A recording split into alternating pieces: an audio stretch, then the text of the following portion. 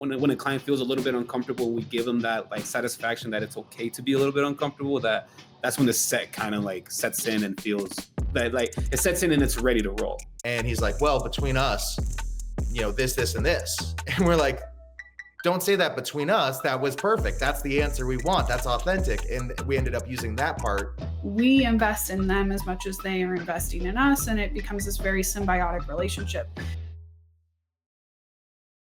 Hey, what's up, everybody? Welcome back to the podcast. I am so glad you're back here. I hope you enjoyed the previous episodes, and I hope you subscribe and stick around for future episodes. We really love talking to you. We really love hearing from you, too. So comment below. Let us know what your thoughts are. And as we get started, I want to introduce who we got today. It is our normal crew that I love working with so much. I got Nason here, we got Alyssa here, and we got Trip here. And today we're going to talk about something that's like a little bit different, and it's something that we really actually enjoy doing. Every year we get the opportunity to make videos for winners of awards for a Southwest organization that basically focuses on the science community and innovation. Really, really cool organization. And every year they give awards to rising stars, lifetime achievements, things like that. And we get to make the videos. And so as we get into this, I want to kind of specify a couple of things. One, we make two kinds of videos for them. One is like a company overview that shows what the company's doing and why they won the award. And the other one is personal. So it's a single person that may have won an award like a Lifetime Achievement Award, and maybe through their career, they've influenced the industry in many different ways within many different organizations. And so sometimes we'll be talking about like company overviews. Sometimes we'll be talking about individual bios. But in general, our client is the award show, and we're making the videos for them. But in that, they get the really cool benefit of giving as a gift these videos to these people. So the individual or the company that then they can go and republish. So it's kind of a really cool opportunity, because not only are we working with the award show, we get to work with all these cool companies that potentially we've never been in front of before. And so we get to meet new people, see new technologies, and tell new stories, which I know the theme in our podcast tends to be like, in the end, we're telling stories and we want to tell cool ones. And so this is a cool opportunity for us to tell new stories and meet new people. So as we get into this, I think I want to start with something that is the underlying like struggle that can come across, I guess. It is difficult. In the end, it always works out. And in the end, I think it makes a better product. But it is a new struggle, because typically when you have one video that's been purchased or a series of videos, it comes from one client, which means that the feedback is coming from one place. In this situation, we do have one client. Technically, we have one client. We need to make sure all their needs are met. But in that, we have someone that they have a lot of respect for. And that's the person who's actually on camera.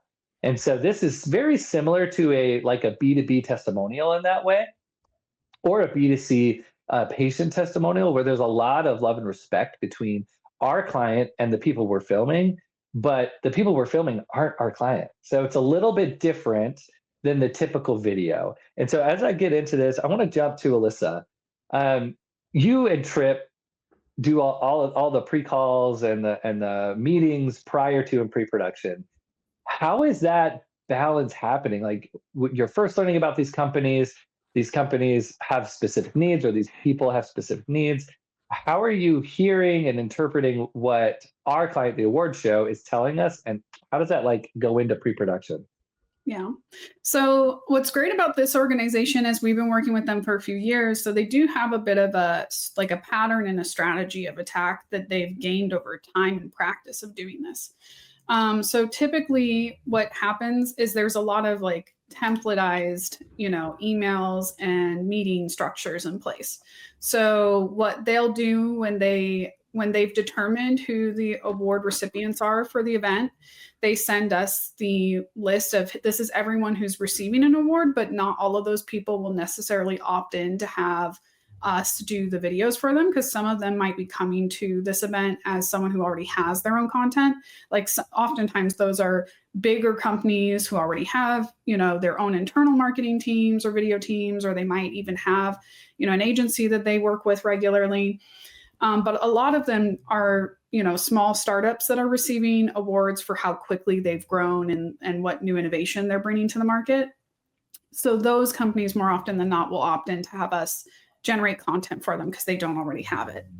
So they'll send us the full list. Then they'll follow up with a series of templatized emails, making an introduction between the recipient of the award or the recipient's like representatives. Because a lot of times when it is someone who's receiving like a really seasoned veteran in the industry who's receiving like a pioneer award or, or like you said, some sort of acknowledgement of their lifetime achievement.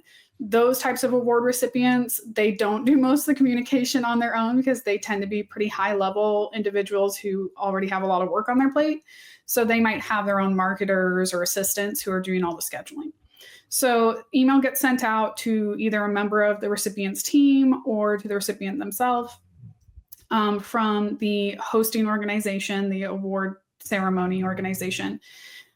Introducing them to our team, and the request is to make a connection with us, have an initial call to go over the bases of what the content's going to be, like a summary of who the recipient is and why they, qualified for this award, what are their key achievements or things they're working on in the industry, and then figuring out who's logistically going to be a part of the content production. So there's an email, there's a call, and then after that, the structure from there for Trip and I is typically to start building out like a series of tasks in our project management platform so that we can start executing on everything. The turnaround to schedule a shoot for something like this is typically like we'll have that first meeting, and then it could be as early as the next week we're filming something, or that it can work that quickly. It just depends on the availability of that client. So Trip, is there anything you want to add to that, the specifics or logistics of the pre-planning? Yeah, I mean, I think you really hit the nail on the head. As you normally do, you've covered most of the ground. To kind of fill in some of that space, it is dependent on whether it's a startup where you're dealing with someone who has to wear multiple hats and getting a hold of them can be a little bit more difficult, or if it's like an established company that has thousands of employees, that also has its own limitations. So there is a lot of kind of weighing that and seeing who those stakeholders are going to be is one of the biggest initial steps that we have to take. And just to again amplify what you were saying, you can see some pretty quick turnarounds where we're shooting potentially even the same week as we have our kickoff call because it is such a short turnaround window. But then you additionally have, like, for example, we have some where there's multiple interviewees from different companies, and that can also, if it's one of those, what's the word? Personal achievement. The personal achievement awards. It could have people from 3 different organizations talking. So then you have multiple different organizations. So it really is an interesting step in that first step, because one, you have that timetable that you have to work within before the award show, but then you also have, who are the stakeholders, who are the reviewers, who's going to be on set. Right. So I also want to frame up the timeline real quick because I'm glad you brought it up, Trip. So for marketers that might be watching and don't do video content often, or maybe they do things, but they do it really guerrilla style. As an agency who executes on like corporate and commercial grade video content, most of our projects are average. Just so you all know, our average project from the moment of kickoff to complete, done out the door is about, I want to say 10 to 12 weeks is normal for us for a project life cycle, which is not uncommon in the biomedical space specifically, just because there are a lot of reviewers involved in the approval process for content to get it published. So oftentimes there's a MLR review involved. And so that's why most of our projects can take, about like 3 months or even a little bit more than that to get executed and out the door. So this project, as a frame of reference, because it revolves around an event, they don't know the recipients that far in advance, right? Like they notify them maybe a couple months beforehand. So most of the time we only have about a month to 2 months to turn around the content for the event. And so this year there was 6 videos, right, guys? And that means that we had like 6 different at minimum organizations. But I also know that we did multiple like personal awards that weren't companies. So that means I think one guy he had worked with 3 different organizations, you know, and had a huge influence on the industry. Another one was both a government official, but also worked in the education system. So he was working with educators and government officials. And so we were kind of balancing a lot of people and making sure that we were listening. And I think that was the biggest thing is like, we'll talk about communication a little bit more later, but for the pre-production, and then we'll go into more of like how we prepare for production and how we handle production. But in the pre-production space, when you're having those first meetings with the recipients, how do you kind of set up proper expectations so that later on in the process, they're not like, what are you talking about? This is my video. And we're kind of like, yes and no. You know, how do you manage those expectations? Alyssa, I don't know if you want to. I was like, I just feel like I do so much of the talking, so I was gonna no worries. that one. Personally, I'm not always the best at managing this expectation because I think that if you're personally investing time, effort into a video, that it should be something that you know, like.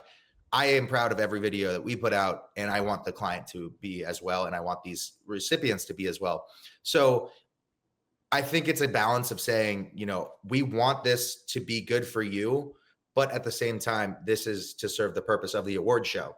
And just saying, you know, like everything we do up until that point where our reviewer from the award show, our actual client weighs in, you can, you know, tweak, but if they change something that you don't want to change, it's getting changed. So just know that, you know, it's kind of like when you're at the airport, you know, I try to use analogies always. And so it's like you're at the airport, the second you step in through those automatic doors, so much of your decision-making is kind of outsourced to whether your flight is delayed, whether, you know, TSA is a long line, whether or not you have to wait to check your bags.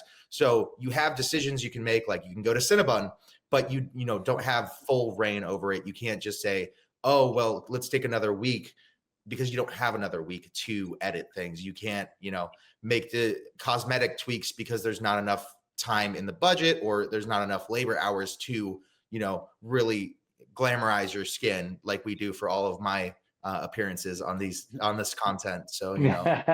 Yeah, to Tripp's point, so for setting expectations, we have a deck that we go over in the kickoff call, and that's true for every project that we do as a company.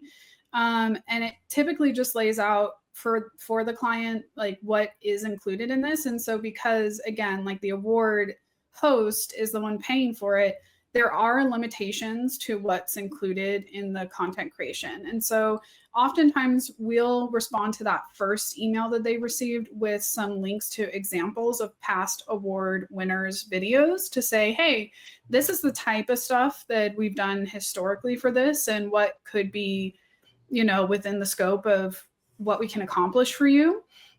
But then when we have that initial call with them to kick off, we do frame up for them like these are logistically the bounds and limitations of what's paid for that we can execute on.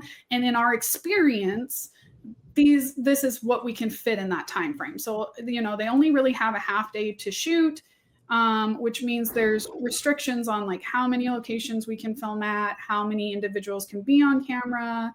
And so we frame that up from the beginning before the actual planning of the production happens, so that they know what limitations they're working within, and then they can discuss internally about, okay, we can only fit maybe 2 or 3 people in this video in the time frame. So who are those key speakers that are going to represent our brand or represent, you know, are the best people to speak to this individual who's receiving the award? So they have an opportunity to internalize and then come up with what the content needs to be. Yeah, I think that's really good. I think that's really important that we kind of approach things with the right mindset and let them know that, like, hey, there are limitations, but look at these previous years that we've made these videos and how much can be done with those limitations. And I think there's a lot of trust that they have to give us, right? Because, you know, when you're not paying for the video, there's certain things that like we may have to say, hey, that's not going to work for the award show. Like it's not going to work. And they have to trust that it's still going to be a great video. Yeah, Trip also kind of brought up that like the desire to make everyone happy, and obviously you really can't, right? Like the more people that are involved in a project, the more opinions there are, and no two people think exactly the same or feel exactly the same about a video. That's just true. It's all super subjective. So it's very uncommon to have a room of 3 to 5 people who all love everything about the video equally. There's always going to be a mixed bag of opinions, but we have to set expectations of like who are the key final decision makers. So yes, obviously the award show host is that final decision maker, and then we try to make certain compromises that are within reason. So when it's possible, like we'll make an alternate version of the video if it's not too out of the way. Like if it's a very minor change that doesn't take a lot of extra labor or time, then we might just say, hey, we're going to do one version of the video that's for the award show, and then a second version that's only slightly different, that is more user-friendly for the award recipient to be able to post or publish on their social media. Yeah, and I think that establishing that trust at the beginning, I think is super important, because when we make recommendations, even if it's not exactly what they want at the end, it is exactly what the award show needs, right? Which is our client. So there's this balancing act that we're doing. But I think a big part, and this is something that like I have a lot of pride in for our team, is the way we treat the recipients on set, so that they know that like, hey, we're listening to you, we are paying attention to you, we care about this video for you, and we want it to have legs that can take us a long way forward. Because some of these guys are startups, and this is the only video they have. And so like, I want to throw this to Nason a little bit, because I think you do a really good job. What are the kind of things that you see on set that sets a tone that then like allows us to build a good relationship of trust with these recipients? I think for the most part is to let them know that they're also not the first ones that we've seen that's also their first time being on camera, So I think to let them know that, to be comfortable, like it's okay, we understand you're nervous, and to also justify why they're nervous. Like we will always tell them, not like being in front of a camera is not a comfortable thing for anyone. So we're not gonna expect you to just, we show up with all these gear they're not familiar with, lights that's on them. They're making them hot a little bit. So, they feel like they're sweating because they're nervous, but really it's just the light being there.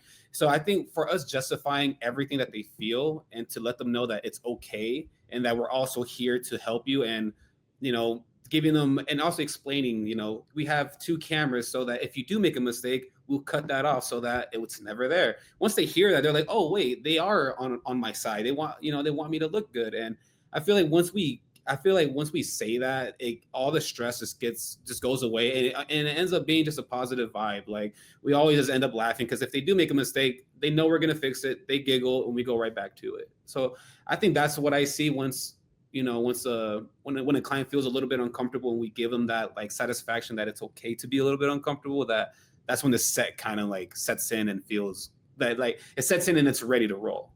I totally agree. And I think some of the things that just happen candidly because we love our jobs, I think when they walk up on set, they're like, oh, this is kind of a cool spot, right? Like this is kind of fun. And part of that is like openly saying, man, this shot looks good. I love the way this is looking good. Or I'm going to adjust this light because I think it'll look better. And then when we do, say, oh man, that looks so much better. We were filming at one point in a lecture hall where all the chairs were yellow. And once the client walked in, he sat down, we adjusted the light so that the yellow kind of popped more, right? And I remember Trip saying like, the yellow looks way better. That looks awesome, right? So they're hearing us say how good it looks. And like one thing that one of the founders of the company used to say a lot that I've picked up and I've heard Alyssa say is, we're not the news media. We're not trying to catch you. Like, we're not trying to like get you a gotcha question. We're on your team. We're here to tell your story. So it's a totally different circumstance being in front of our camera than it is to being in front of like a news camera. So I think that's a big deal, because when people leave set, we've frequently heard like, we really enjoyed that. That was way more fun than I thought it would be. Thank you so much for making me feel comfortable. And then when they do have those feelings of like, oh man, I did say that kind of weird, or I didn't like how that came out, or maybe I stuttered, or maybe I sounded dumb or whatever, then they see the edit and they're like, oh yeah, those guys were awesome. We did have fun, because in the edit, they sound great, they look great. We've edited out any mistakes, and we've used B-roll, or we've used graphics, or whatever came in that scope to give them the best foot forward as they possibly can. And it's been great for us, because then we can address, and this will get more into like the post-production, and I think we'll go back to the producers a little bit about managing revisions, managing notes, which is always tough. But when they leave set feeling like we have their best interests at heart, when a revision comes in from the award show, which is not a revision that was given to us by the recipient, they have a little bit more trust to go, maybe that is a good idea. I'm not going to make a big deal of it. Or I'm just going to go with the flow, because I know these guys from being on set that they really care about the quality of this video and the quality of how I am represented. So I'm going to put more faith and trust in them. And it makes it a little easier when we go through the revision process. And so, speaking to that post-production process, how is it, Trip and Alyssa, and we can go Alyssa then Trip, when you get notes in, because you're sending this to our client, the award show, and then after their notes come in, we send it to the recipient too, because we want them to be happy with it when it gets published. So how do you manage those two different, sometimes competing, sometimes agreeing revisions as they come in? Yeah, so this has actually looked different year over year. So it's not always the pattern that it's been send the videos to the award host first and then to the recipient. Sometimes it's the reverse. So it just has depended on, what pattern made the most sense for the hosting organization as well. And there's a time sensitivity to the participants in the project. So it's being aware of like who has the time to sit down and watch these like reviews that are in the early stages that still have a lot of tweaking, versus who's kind of final decision makers who get like keyed in when the videos like hit that sweet spot where we know that it represents the award winner well enough that there's the accuracy there. And now it's a matter of making sure that the organization feels that the content, messaging not just represents the recipient well, but also the role that they play in the community. Because the organization that hosts this, outside of this award show, their primary role in our community is bringing more tech opportunity, more biomedical opportunity, more life sciences to the Phoenix market. We live in Arizona. So a big part of that is, how do we encourage other brands to know that this is a hotspot for this industry? Like, how do we help other people see that your business can benefit from being built here? That you should have your lab here, that you should, get some of the top talent from our universities, and build out your team here and start doing your research here. Because it also feeds into some major medical networks and organizations as well. So we do have to make content that highlights the local industry and what biosciences is doing in Arizona, while also representing that individual or that brand and who they are and why they're important, not just to the local industry, but to the industry as a whole across the states, or even on an international scale. So because that's like such a big ask, I'd say that a lot of times the collaborators on the initial like ground floor level are people who work internally with that organization and understand them and their needs first. And it's typically someone like a marketer. So a lot of times the first line of defense when we're making content, and this is kind of true for all our clients really, is the marketing team. So first it's your marketers, and making sure that the core messaging represents the brand and the recipient well. And then if the award recipient needs to watch it, then they'll probably chime in on the second draft. And at that point, because we have to finalize on the third, we'll typically bring in the award host, like the head of that team as well. Because at that point, things are finessed well enough that we know that the award recipient is being represented well and articulated well. And now we just want to make sure that we've honed the messaging and that it fits the criteria for the event. So actually, they more often not they come in a little bit later because we're just a little bit more precious with their time, especially because you have to consider the fact that we're building these videos for the award, but the award host organization is also planning an award ceremony. So this isn't the only job that they're working on in anticipation for this event, and they are very busy. So we try to be very considerate and precious with the time of the individuals involved in this process, and we really lean on the marketers who, you know, are on the ground floor of these types of initiatives. I would echo everything Alyssa said and add some points of, you know, with that process being the way it is, it's, you know, it helps because the award host doesn't, so like the client who the recipient is getting to review one video, and then they look at every bit of that one video, whereas the inverse, the host has to watch all 6 videos and they have to review all 6 videos. And so there's those other additions of like that logistics standpoint of everything they're focusing on versus everything they're focusing on. And it's interesting because to kind of bring both of what you guys have said, it's really interesting because part of this, as Alyssa said, is bringing people to the area and discussing why it's important to have organizations like this and why this or how this organization has helped these companies beyond giving them an award.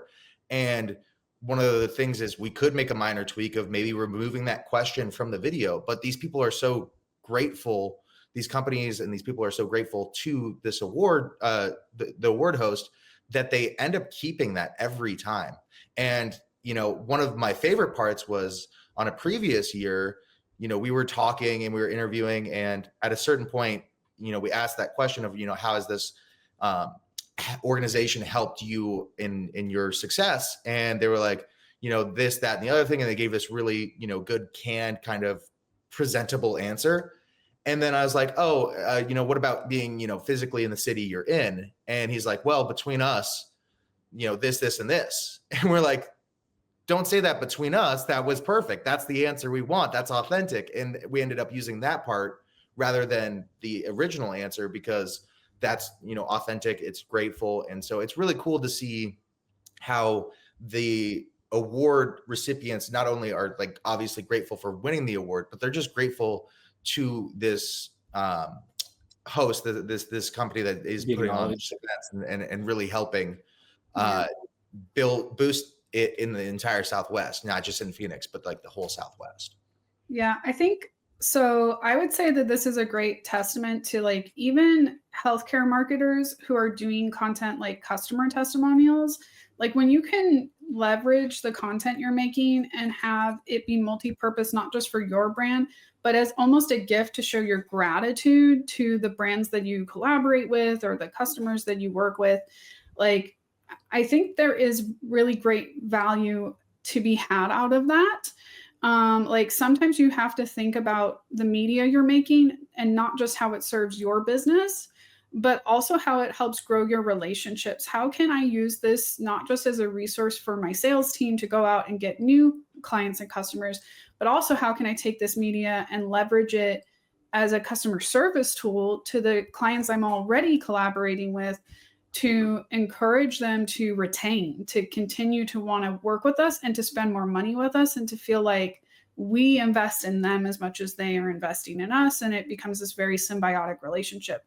And with this organization and gifting these videos to their award recipients, like they've really nailed that, right? Like they're building a structure in which they're saying we validate what you do for this community and industry, and we're gifting you something that's going to help you help us grow the community because you can leverage that to hopefully bring in more business for yourself. And as you grow and make more money, you're pumping that into this economy, and that circles back into, you know, the host organization and how it's building the market here. Rising tide lifts all boats, basically. Yep. Yeah, exactly. that's good. And so I know so far a lot of this discussion has a lot of like, you know, flowers. It's you know, we run everything so perfectly, but in reality, it doesn't always go so perfect, right? And so I want to ask Nason, and this is a good example of like how we communicate and how important that is. So there's been several times, Nason, that you and I have been in the editing bay and we've had that discussion where it's like, hey, this revision came in and it doesn't work. Like it's not creating a better video. It's not helping achieve the goal that the client kind of expressed when they gave us this note. It's time to push back, right? Like it's time to push back and say, hey, this was not a good idea. So how do you find those moments, Nason, when you're editing? What is like in your mind kind of the principle behind when you say, okay, sometimes you just do what you're told, but sometimes you gotta push back and say, I gotta defend the quality of the video right now. What was your experience in that this last time around or in previous years?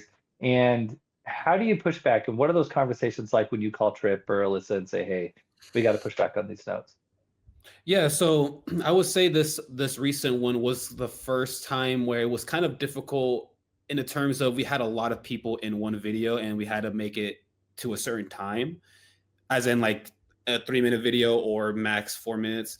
And with that, I kind of just I go into my own editing space. So I try to think of like, okay, if this video is about if this video is about showing appreciation for one person, right? And there is multiple people talking about this specific person.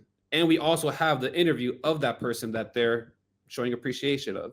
I try to think if I was at the award ceremony and I'm seeing a video that's supposed to be about me, how would I feel if the video is only me talking, right? Would I be more appreciative if it's my coworkers and it's just majority of the video of them talking about me, and I then come in and just validate what they said, but not in a I did all this, but more of a yeah, I've helped all these things happen. That's how I come into an edit when it comes to any of these type of situations. But I didn't have that mindset until this recent one, because it was that situation where I edited that way. I start off the video with 3 people talking about their boss, and then I ended it with their boss saying, yeah, I've done these things, I've done this, but I also, care about my workers. To me, I thought that was a perfect balance, because again, I'm thinking for the person that's getting this award, what would they feel if they just saw themselves on the screen rather than seeing their coworkers on screen talking about him? So there was something about like they had a pushback on, we don't hear from the award winner that much, and they were kind of confused. And as someone that's kind of hard to kind of like describe what I'm trying to do with an edit, I had help with Trip and Alyssa. I'm not sure which one took over this specific project, but having to explain my thoughts on the edit to them, and I'm not sure what they told to the client, but that helped it pretty much set the whole thing pretty much to go smooth instead of going to that back and forth, because the way I was able to explain my creativeness, they were able to do it a proper way for the client to understand and to let it go and to let it be. And I think it was a good call too, because again, I was trying to think as a person that wins an award. I wouldn't want to hear myself just describe of everything that I've done. I would want to hear my workers and the people that I'm with all the time describe the things. And at least for me personally, it will make me feel good. So with this specific one, I try to think, I try to think in the client's mindset, the personal mindset, and then the creative mindset. And the way I don't remember how I worded it, but I think Trip and Alyssa, when it came to that type of situation, it wasn't really a pushback. It was more of a trying to have the client understand why these decisions were made. And it wasn't just, we're just making it. It was like, no, it's specific to balance out everyone's voice. It's so important to remember that while this is your video and you're paying for it, audience is king. Like the audience matters so much. The audience may be other businesses that want to spend money with you, patients that want to go to your clinics or use your diagnostic tool or ask their doctor about your new pharmaceutical drug. The audience matters so much. And so I love that what you said was essentially there was a note about, hey, we really care about this guy, right? This note doesn't come from like a weird place. It's like, we really care about our winner. Why don't we see the winner more? And then we can come back and say, the winner is your audience. That person is the one viewing it, not the one making it necessarily. And so I think it's super important for all of us when it comes to who are we making these videos for.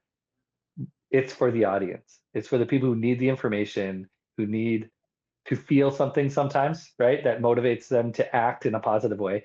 So super, super good point, Nathan, because like sometimes we have to advocate for the audience because it's a lot of times we're so concerned about the needs of the business. So for us, the client, which is the business who's paying for the video, and their needs are so important, but sometimes their needs are so focused internally that they forget to focus externally.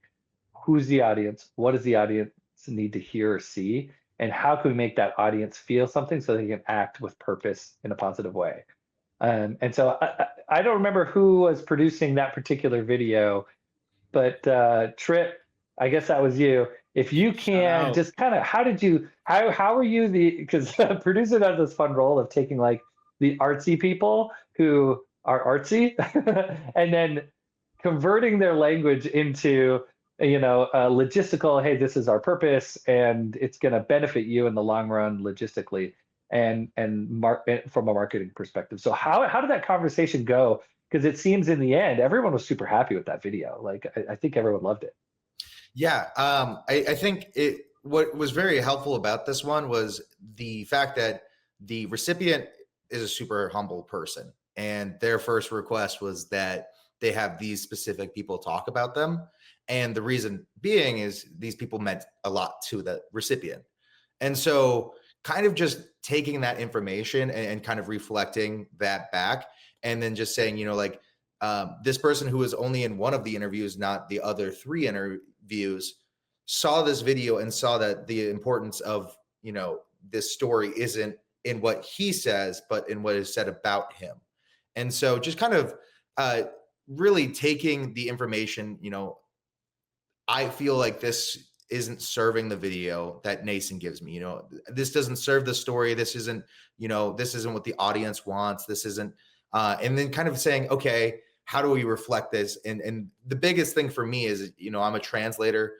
I'm taking your feelings and putting it in their words. So that's really what I'm trying to do is say, like maybe the audience or the recipient, elevating some of those things that are important. And everyone who was in the review process, because this man is so widely liked and there's a clear reason why he's winning this award, it became abundantly clear. They're like, oh, I didn't see it that way. And then they began to appreciate the video more because they saw that kind of build happen. Whereas before they're like, well, his name's on the video and I don't see him at all. It became, oh, the first line is talking about how generous he is and how humble he is and how his curiosity. And then it kind of, you can go into a little bit more depth. I was ready. I had some stuff in my back pocket where it's like, not only is she talking about curiosity, but your curiosity is being triggered as you wait to see, what this guy looks like or who it is. And so this client was particularly, or this recipient was particularly very much serviced this way. Like this was, it worked really well. But there are times where you have to kind of really, translate that to say, hey, like this is, maybe it's not the audience that makes sense to them, but taking, again, what the overall goal is and communicating it to them in their language. Because I think a lot of marketers don't understand that, don't totally understand like what the purpose is behind the role of a producer, right? And I think that to give a little frame of context, I think of a producer as the combination of a marketer, a salesperson, and a video specialist, right? So, Trip and I, as an example, like we both have been editors, right? So we have done post-production for a chunk of our careers, and we have the educational background in editing as well. So I think what that means is it enables us to comprehend both our clients' role and responsibility to their audience and to their customers, but also simultaneously, we understand how decisions are made in post-production from an editor's perspective.